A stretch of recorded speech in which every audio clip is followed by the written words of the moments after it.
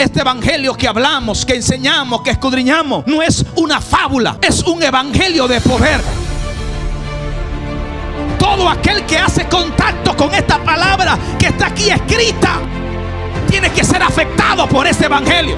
Es tocado, es transformado. Y me atrevo a decir que aquí hay gente con marcas de este evangelio, gente que han sido tocados, cambiados, transformados, renovados con este poderoso evangelio. No es cualquier cosa. Cristianos que no tienen experiencia con Dios, cristianos que no tienen firmeza, cristianos que con cualquier viento caen al suelo, se desaniman, ya no quieren seguir. Necesitamos testigos, gente que hayan visto gloria, gente que hayan sido marcados, gente que hayan escuchado la voz de Dios, gente que hayan sentido el fuego. El que siente el fuego no le corre al diablo. El que ha visto la gloria no le corre al diablo. Alguien que diga conmigo: esto no es para cualquiera. Necesitamos testigos.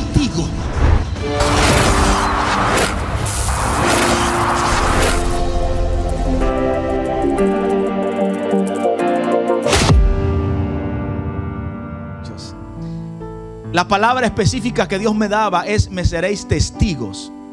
Me seréis testigo. Se despertó en mí una curiosidad para escudriñar, investigar acerca de la palabra testigo.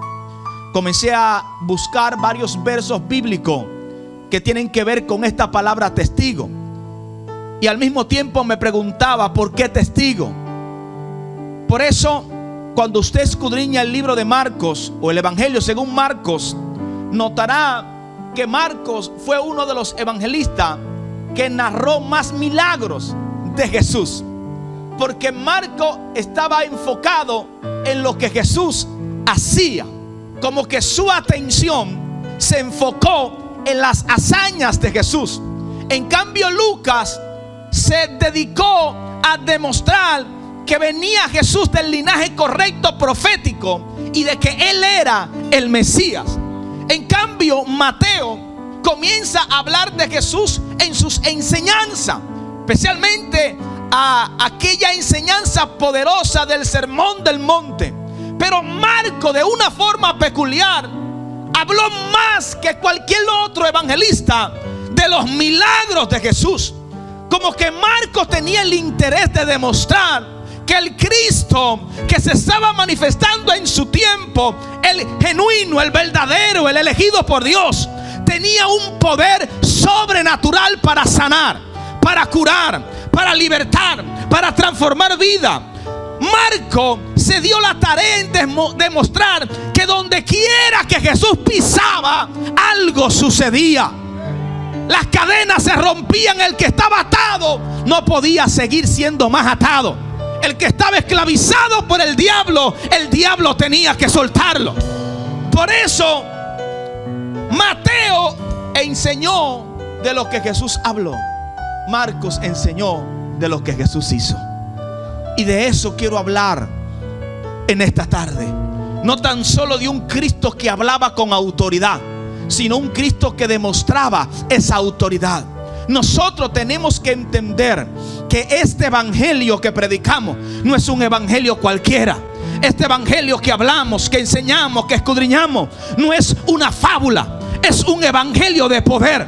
Todo aquel que hace contacto con esta palabra que está aquí escrita tiene que ser afectado por este evangelio. Es tocado, es transformado. Y me atrevo a decir que aquí hay gente con marcas de este evangelio, gente que han sido tocados, cambiados, transformados, renovados con este poderoso evangelio. No es cualquier cosa. Aleluya, a su nombre. Alguien que diga conmigo: el evangelio de mi Cristo tiene poder. No es simplemente algo para deleitar el oído.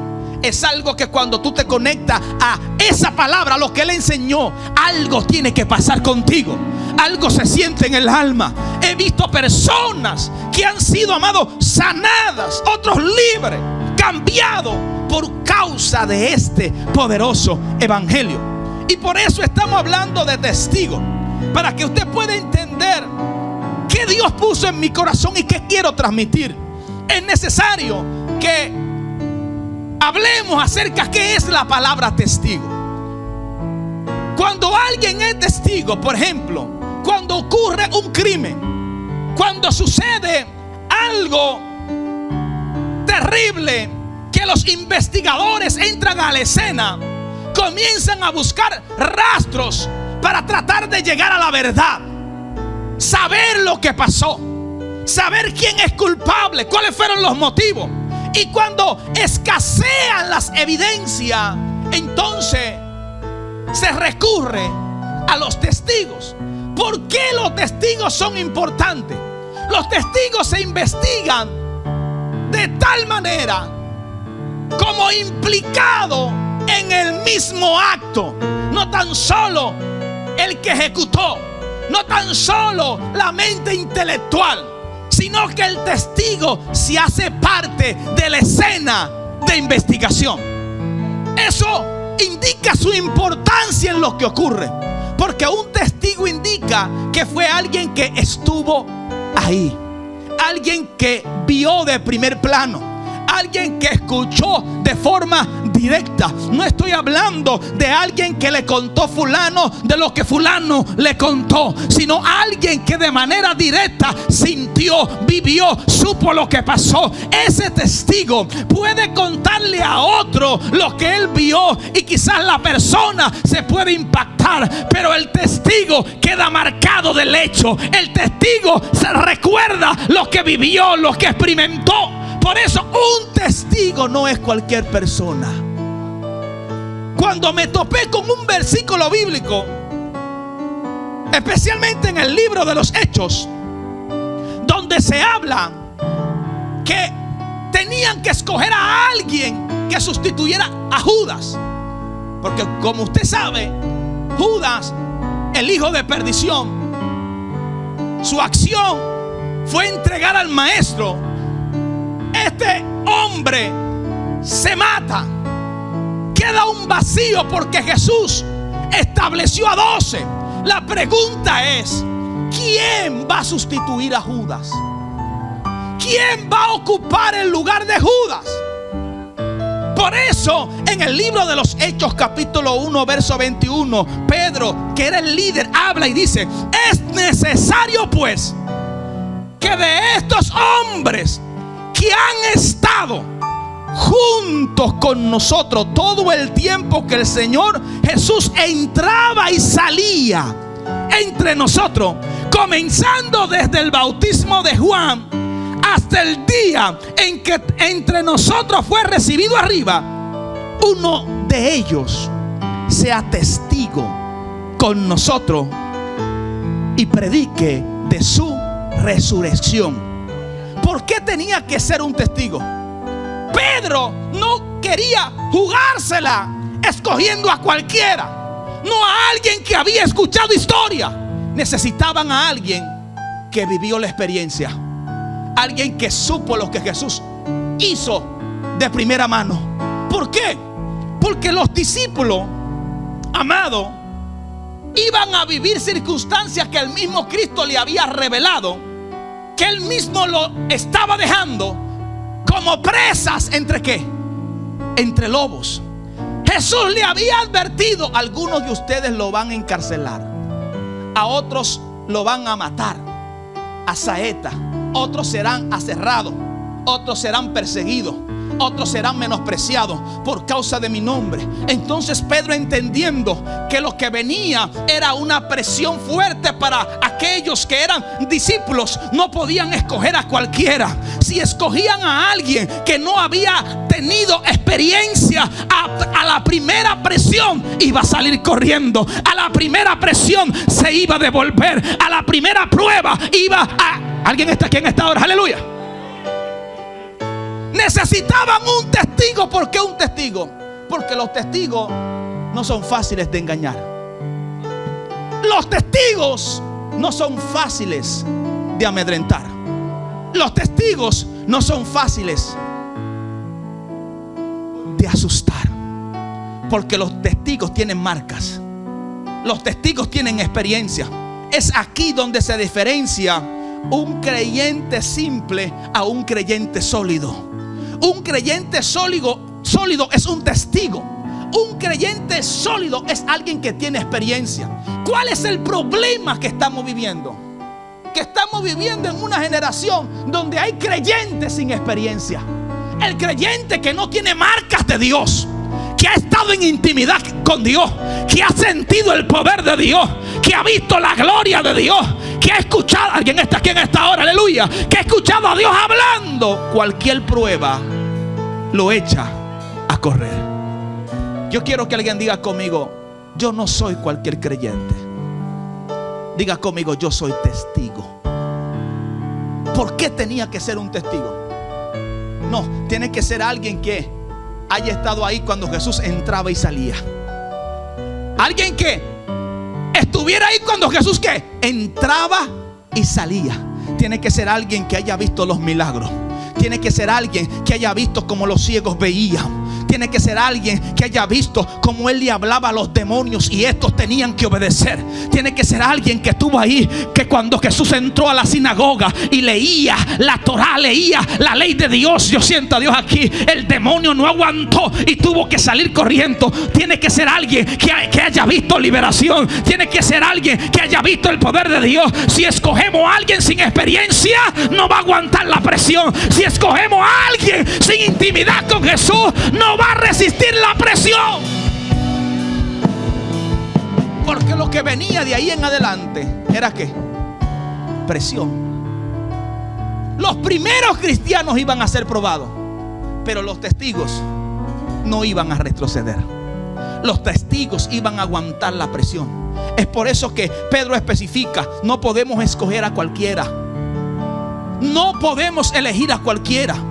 Tiene que ser alguien que haya visto, que haya estado con nosotros, que estuvo ahí en el bautismo, que escuchó la voz que decía: este es mi hijo amado, en quien tengo complacencia. Es por eso que dice segunda de Pedro capítulo 1 verso 16: porque no nos hemos dado a conocer el poder y la venida de nuestro Señor Jesucristo siguiendo fábulas artificiosas, sino como habiendo visto con nuestros propios ojos su gloria, su majestad. Pues cuando Él recibió de Dios, Padre, honra y gloria, le fue enviada desde la magnífica gloria una voz que decía: este es mi hijo amado, en el cual tengo complacencia.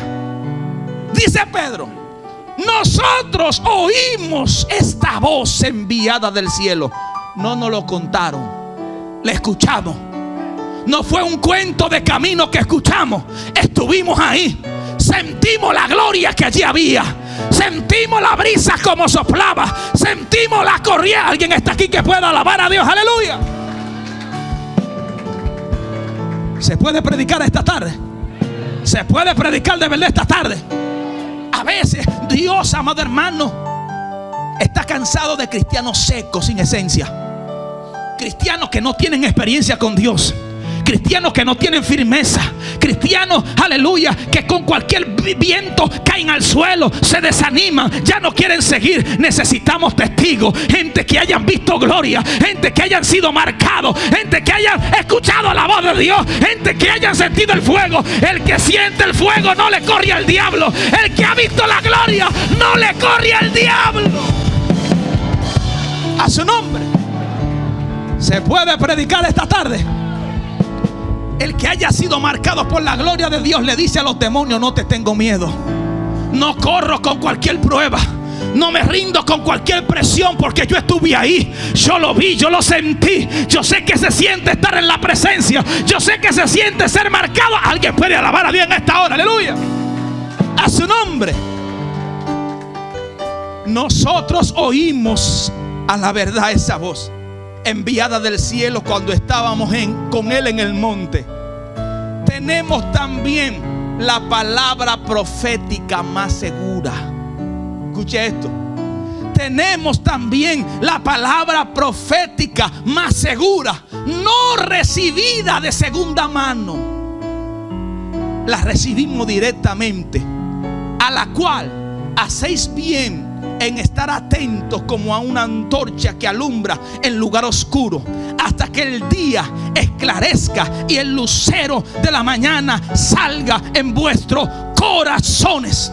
Que Pedro está diciendo: necesitamos gente con experiencia. Necesitamos gente que haya sentido la gloria de Dios. ¿Por qué Pedro está hablando con tal seguridad? Porque el hombre que tiene experiencia, el hombre que tiene marca, no habla, amado hermano, fábula. El hombre que tiene experiencia habla como dice Marcos en el capítulo 1 verso 21. Y la gente decía: este hombre habla como quien tiene autoridad, no como los escribas. Este hombre sabe lo que habla. Este hombre está hablando con poder. Este hombre está hablando con autoridad, porque este hombre habla de lo que ha visto, de lo que sabe, de lo que... Alguien dice amén. Por eso nosotros tenemos, los pastores, la tarea de que la gente no simplemente, amados, se entretengan en las iglesias. Que la gente viva experiencias con Dios. Porque mire, vale más llevar a alguien a chocarse con la gloria de Dios que durar 5 horas en consejería. Vale más lograr a que un creyente se encierre con Dios hasta que Dios se le aparezca que durar 3 días en consejería. Porque a veces la consejería no hace el efecto como lo hace la gloria de Dios. Aquel que Dios toca no va a temblar. Aquel que Dios toca no corre. Aquel que Dios toca se mantiene firme. Alguien que diga conmigo: esto no es para cualquiera. Alguien que diga conmigo: esto no es para cualquiera. Necesitamos testigos. Estamos viviendo un tiempo peligroso, tan peligroso. ¿Y sabe lo que me asusta? Que el creyente no tiene la firmeza necesaria para aguantar la presión de este tiempo. ¿Por qué razón? Porque no está fundamentado, no tiene experiencia. Pedro fue claro: no estamos hablando invento, no estamos hablando cuentos de hadas, no estamos hablando cuentos de camino. Nosotros lo vimos, nosotros sentimos, nosotros vimos su gloria, escuchamos la voz, vimos el resplandor cuando nos arropó. ¿Alguien está aquí en esta hora? Aleluya. Dios está haciendo un llamado, pero no un cualquier llamado. Dios está haciendo un llamado de pasar de cristianos o creyentes sin esencia a pasar a ser creyentes sólidos con esencia de Dios. ¿Usted cree que los discípulos que Jesús había entrenado eran cualquier discípulo? ¿Por qué usted cree que dice la Biblia que antes de Jesús hacer milagros primero escogió a los 12? Porque Jesús no quería enviar a nadie que no haya visto primero.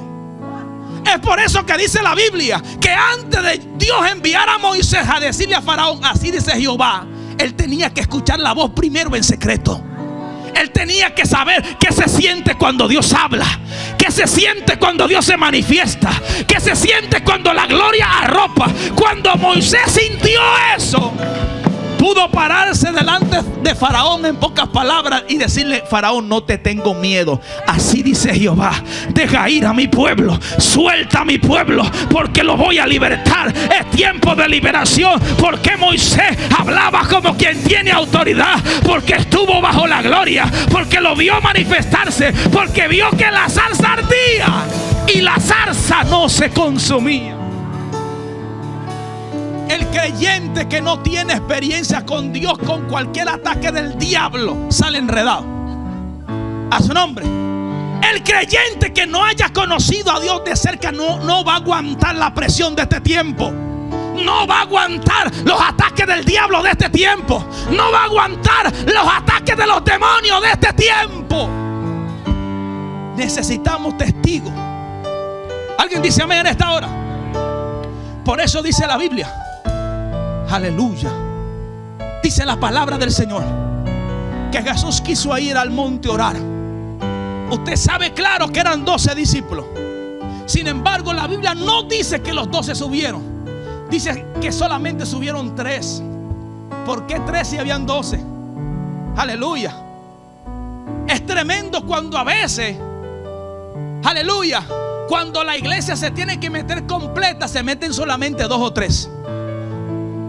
Eran 12, pero solamente subieron al monte a orar 3: Pedro, Juan y Jacobo.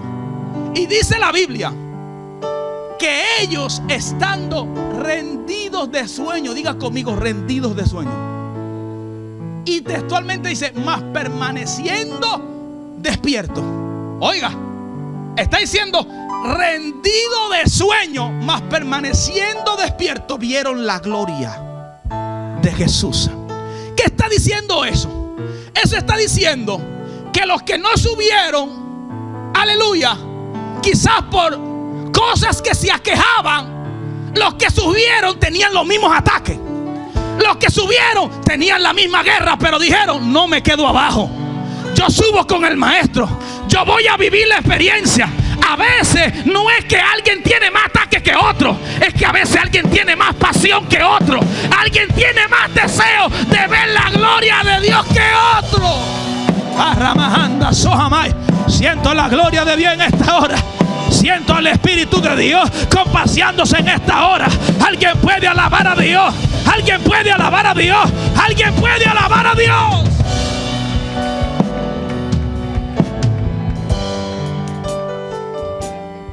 No es que a mí se me mete un sueño terrible cuando voy a orar. A mí se me mete también.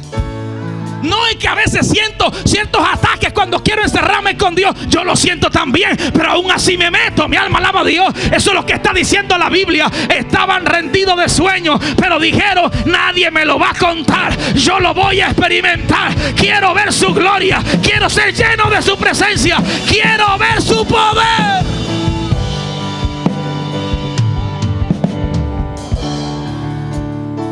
Es ahí donde se cruza aquella línea fina que separa un creyente común y corriente de un creyente sólido, de un creyente firme. Necesitamos testigos. ¿Alguien está aquí? Necesitamos testigos. Su espera fue recompensada, porque dice la Biblia, estábamos cansados. Yo aquí parafraseando, se nos metió un sueño a las 2 de la madrugada, pero dijimos, seguimos orando. Sentimos unas batallas en el cuerpo, las rodillas nos dolían, pero dijimos, seguimos. Yo siento la gloria de Dios. El diablo se levantó, hizo guerra, amenaza, pero a las 4, como a las 4, entre 4 y 15, dijimos, seguimos. No nos vamos a cansar, no nos vamos a dormir, vamos a seguir clamando. Y dice la Biblia que de repente una gloria rodeó a Jesús, su vestido se hizo resplandeciente, vinieron personas. Ay, ay, ay, alguien puede alabar a Dios en esta hora, aleluya.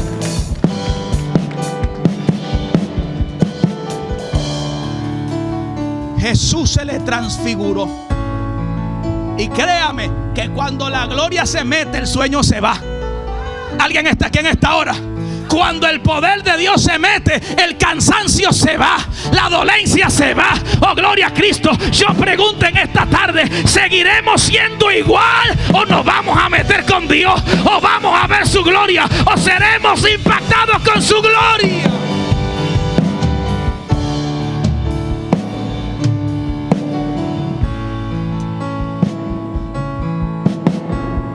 Esto no es para gente sentimentales. ¿Alguien está aquí en esta hora? Esto no es para gente sentimental. Con todo respeto y cuidado le digo esto. Si usted es sentimental, esto no es para usted. ¿Alguien está aquí en esta hora? Es tiempo de meternos con Dios. Es tiempo de dejar la ñoñería. Alguien que diga un fuerte amén a eso. Es tiempo de dejar que yo no puedo. Es tiempo de dejar que no tengo ganas. Es tiempo de dejar que no tengo esto para meterme con Dios. ¿Y qué tenían los discípulos que se metieron con Dios? No tenían nada. Lo habían dejado todo. Dejaron sus emociones a un lado y le dijeron a Dios, por encima de mi deseo te voy a obedecer. Por encima de mis sentimientos te voy a obedecer. Necesitamos testigos, no cristianos chipichapi. A su nombre, a su nombre. Necesitamos testigos, gente que hayan visto gloria, gente que Dios le haya salido al encuentro, gente que tenga únicas marcas que han visto. Ay, Dios mío, alguien está aquí en esta hora, aleluya. Por eso dice la Biblia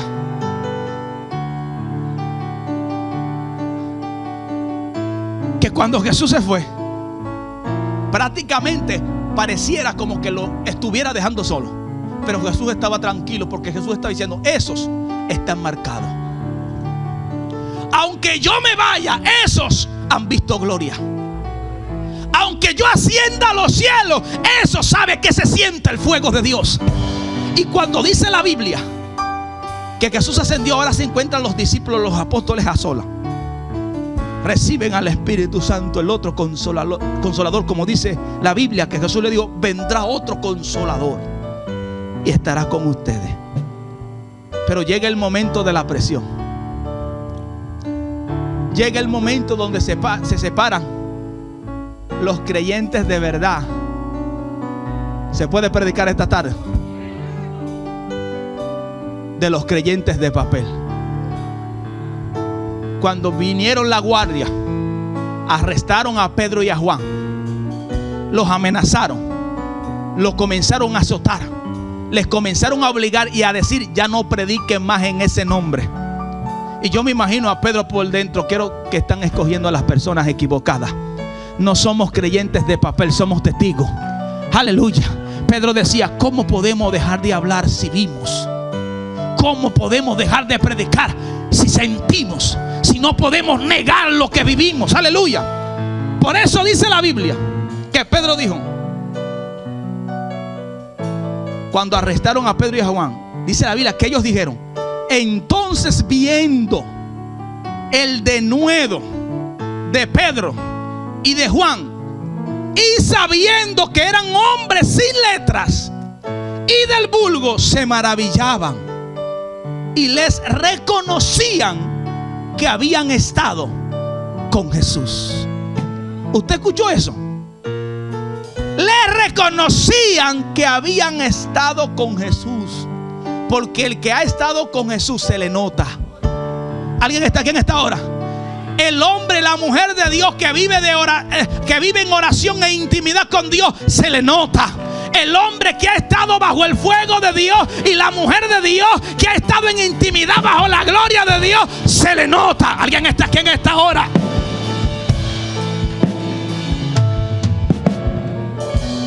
Cuando usted nota que alguien tiene verdaderamente intimidad con Dios, en un culto, no. Predicando en un altar, no. Cantando en un altar, no. Sirviendo en un puesto en la iglesia, no. Ahí no se diferencia quién es genuino y quién no. ¿Sabe cuándo es que se diferencia los testigos de los cristianos sencillos? Cuando viene la presión. ¿Alguien está aquí en esta hora? Cuando somos encarcelados, cuando se nos amenaza a no seguir, cuando el diablo se te levanta y te hace guerra en el matrimonio, y te hace guerra en la casa, y te hace guerra en la finanza, es ahí donde tú te le paras al diablo y le dices: no soy cristiano cualquiera, soy testigo, he visto su gloria, he sentido su poder, he visto las altas de... Oh gloria, oh gloria. Alguien tiene que alabar a Dios. Ay, ay, ay, basanda y rabacaya, sohamay. Siento la presencia de Dios en esta hora. Si usted le quiere adorar, adórale. Si sientes el fuego de Dios, alábale. Siento el fuego del Espíritu Santo de Dios. Siento que Dios está trazando una línea fina. Dios quiere diferenciar los verdaderos de los sencillos. Si has visto gloria, no tienes por qué correr. Si has sentido la gloria de Dios, no tienes por qué huir.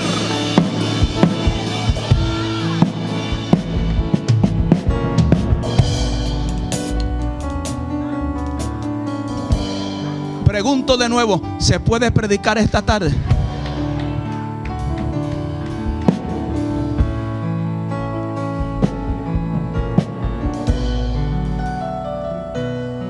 Si usted nota algo,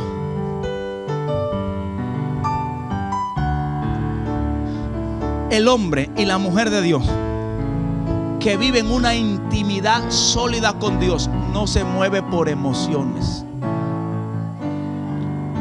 A su nombre.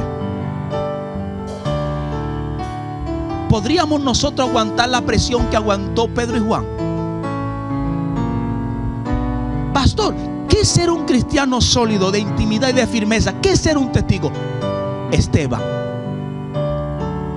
¿Por qué Esteban? Porque a Esteban lo estaban apedreando. Y aún las piedras no pudieron quitar la concentración de Esteban. Porque Esteban dijo: veo los cielos abiertos. Yo siento la gloria de Dios. Mire, las piedras no pudieron desconectar a Esteban.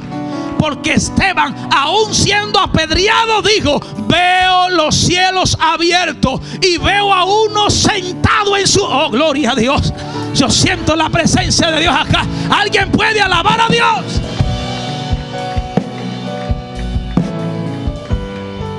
Alguien que diga conmigo: testigo.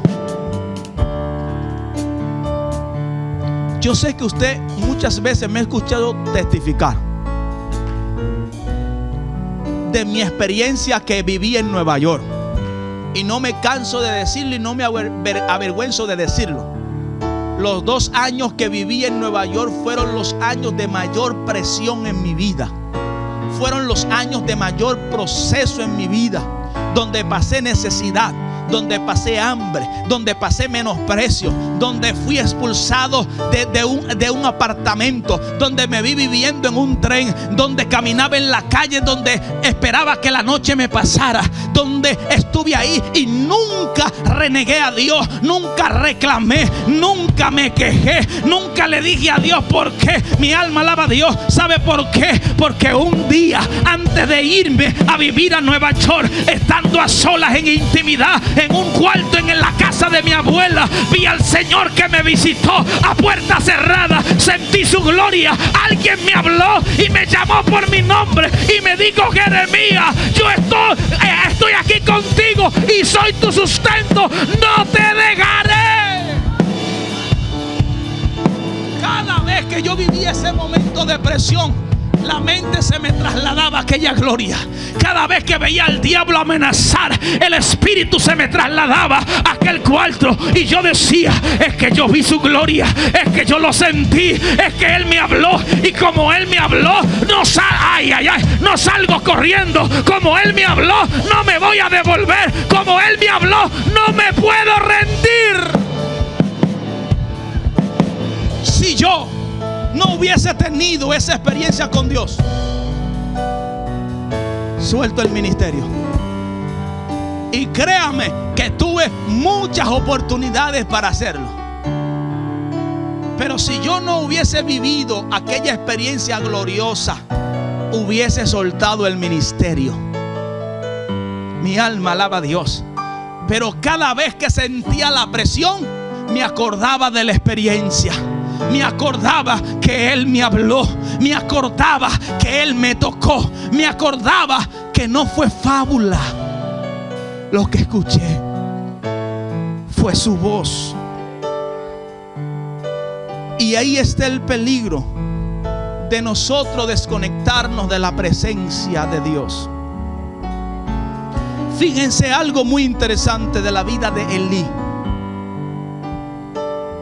Yo me hacía una pregunta escudriñando las escrituras y lo hablaba con alguien. ¿A quién fue que Dios le habló? ¿A Elí o a Samuel? A Samuel. Hago otra pregunta. ¿Para quién era el mensaje? ¿Para Samuel o para Elí?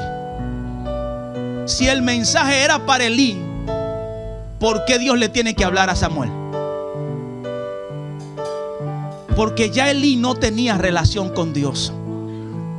Y como Elí no tenía relación con Dios, Dios tenía que usar una tercera persona para hablarle. El hombre y la mujer de Dios de intimidad, Dios le habla cara a cara. Dios le habla directamente. No se mueve porque fulano, aleluya, sintió o no sintió, o porque fulano quiere o no quiere. Tiene intimidad con Dios.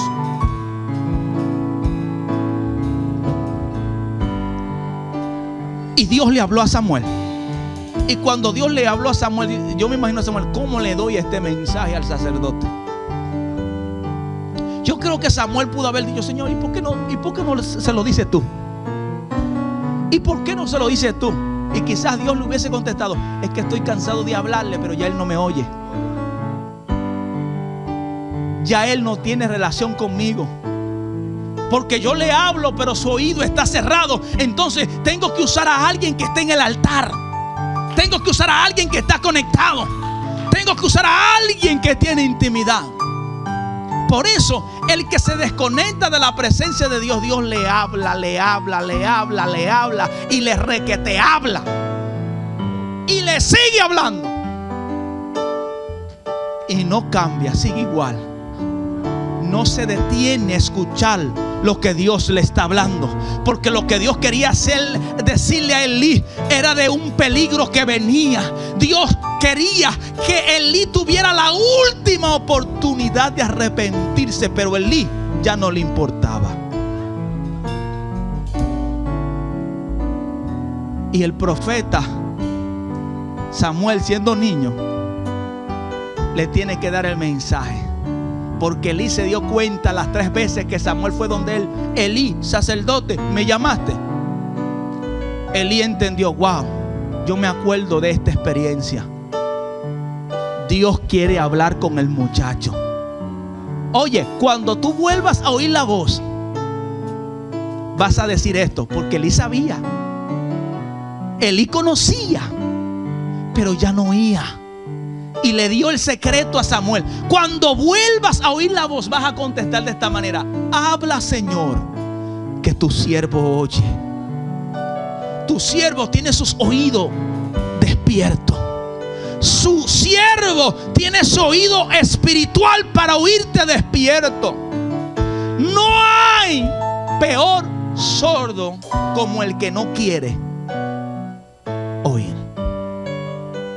El que no quiere oír, no importa los profetas que Dios le mande. El que no quiere oír, no importa las cantidades de prédicas de domingo.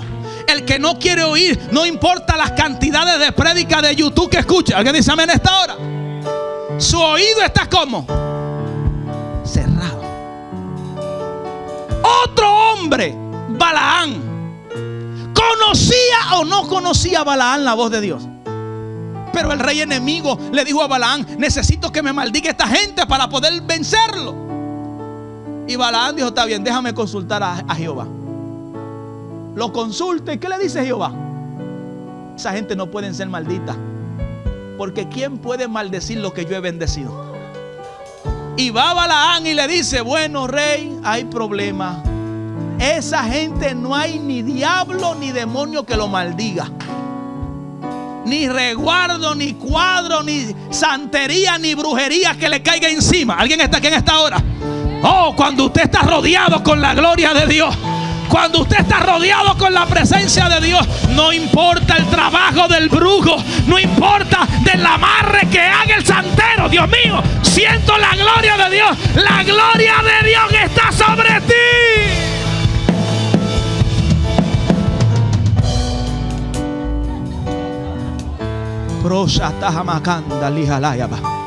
Yo siento la presencia de Dios acá. ¿Qué hizo el rey enemigo? Aumentó la oferta. Oh, tú no vas a maldecir. Entonces, como hay personas que el enemigo sabe que son débiles con ciertas ofertas, como el enemigo sabe que hay personas que se inclinan a ciertas ofertas, le presenta: mira, te voy a dar esto, vas a lograr esto, vas a conseguir esto y esto. Solamente haz lo que te estoy diciendo. Una persona que no está firme en Dios cae, como le pasó a Balaam. Balaam dijo: déjame consultar de nuevo. Esto no a lo loco. Y fue, consultó de nuevo. Y Dios le dijo lo mismo. Pero como Balaam siguió insistiendo empecinadamente, ¿qué le dijo Dios? Está bien, ve. Es aquí donde usted no puede confundir la voluntad de Dios con su permiso. Porque no todo es voluntad de Dios. Aunque nada pasa sin que Él lo permita. A veces confundimos porque Dios nos da un permiso con que es voluntad de Dios. ¿Cuántas veces no le dijo Dios a Balaam? No vayas. No vaya donde el rey y bendiga a esa gente y maldiga a esa gente. No vaya. Pero estaba tan empecinado Balaam que Dios le dijo: más vete. A su nombre. ¿Cuántos están aquí? Aleluya. Alguien que diga conmigo: vete ya. A su nombre. ¿Cuántos están aquí? A su nombre. Cuando Dios se dio cuenta que por más que Dios le hablaba a Balaam, ya Balaam no oía, Dios dijo: no le hablo más a él. Usaré a una tercera persona.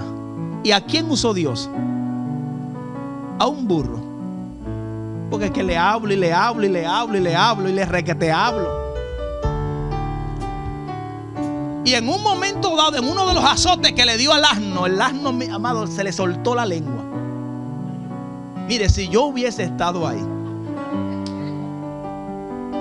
si yo hubiese estado ahí, ni los corredores de campo y pista me ganan. ¿Y qué le dijo el asno? ¿Qué le dijo el burro? ¿Qué le dijo? Aleluya. El pony, lo que sea. ¿Qué le dijo? ¿Qué le dijo? Alguien ayúdeme a predicar. ¿Qué le dijo? ¿Para dónde que tú vas? Tú no estás viendo un ángel con espada desenvainada, que si tú das 3 pasos más te va a arrancar la cabeza. Es ciego es que tú estás. El burro le tuvo que decir: es loco es que tú estás. Amado, un burro es matarte lo que tú quieres. Es pensamiento suicida que tú tienes. Tú no estás viendo un ángel parado en el camino, que si tú sigues por ese camino te va a cortar en 2. Y está en son de pleito con espada desenvainada. Balaam, detente. Amado, un burro hablándole al profeta. ¿Y cuándo es que pasa que un burro tiene que Dios usarlo para hablarle al profeta? Cuando Dios le habla a la gente y la gente ya no oye. ¿Alguien está aquí?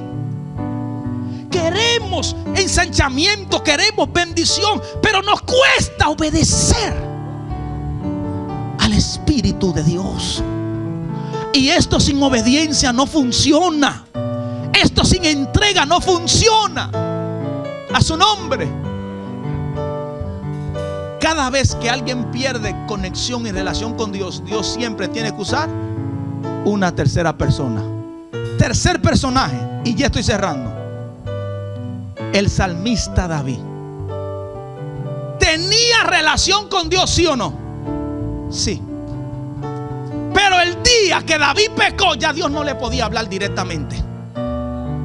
¿Alguien está aquí? Porque por más que Dios le hablara, no iba a oír. Entonces, ¿qué Dios tuvo que hacer? Ya que mi ungido no me oye, ya que mi salmista, mi adorador, el que tiene el corazón conforme al mío, no me oye, tendré que enviarle al profeta. Y por eso Dios tuvo que hablar a David a través del profeta. Pero Dios le había hablado a David. David muchas veces cuando iba a salir a la guerra, David no salía sin consultar. David siempre cuando iba a una batalla, ¿qué hacía? Buscaba el efod y se encerraba y decía: Señor, ¿cuál es tu voluntad? Y Dios le decía: ¿sube o no sube? Sin embargo, cuando ya David perdió esa noción de ser dirigido por Dios, ya Dios no le podía hablar directamente. Y qué peligro cuando perdemos relación con Dios. Qué peligro, amado, cuando ya Dios tiene que usar tercera, cuarta y quinta persona para tratar de mandarnos el mensaje. A ver si lo captamos, a ver si lo recibimos, a ver si nos detenemos, a ver si le decimos al Espíritu Santo: haz conmigo lo que quieras hacer. ¿Alguien está aquí hoy? Aleluya.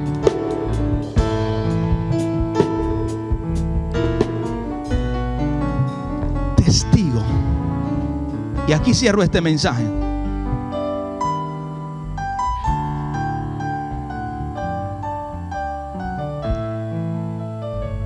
Por eso dice la Biblia, enseña la Escritura, que los opresores de los apóstoles no podían resistir el mensaje de Pedro y de Juan porque tenían evidencia. Dice la Biblia, y les reconocían que habían estado con Jesús. Dice, y viendo a su lado el hombre que ciertamente había sido sanado, que estaba en pie con ellos, no podían decir nada en contra, porque tenían que evidencia. Querían presionarle, pero cuando veían decían: no, a esta gente no le podemos hacer la contraria. Esta gente tiene evidencia. Esta gente han estado con Jesús, porque los milagros que Jesús hacía, esos milagros le persiguen. Lo mismo que vimos del Cristo es lo mismo que se está manifestando en ellos. Es por eso, amados, en el amor de Cristo, como dijo Juan: hijitos, os ruego, tengan experiencia con Dios. Métanse con Dios. Conéctense a la presencia de Dios. Rinda su carne a la voluntad del Espíritu Santo. Dígale al Espíritu Santo que le llene, que le envuelva, que le arrope, que le ponga pasión y deseo de experimentar su presencia, para que Él te dé firmeza en el día malo, en el día duro, en el día contrario, para que podáis estar firmes cuando lleguen los ataques y los dardos del maligno. Yo quiero que usted se ponga sobre sus pies en esta hora. Aleluya. La presencia de Dios está aquí en este lugar.